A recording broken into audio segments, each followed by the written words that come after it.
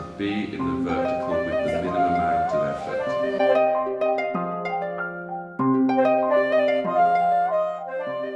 Through most of our lives, we've been taught to believe that we have to hold ourselves up. At school, we were told to stand up straight, so what did we all do? We went, and we put tension into the whole of our bodies.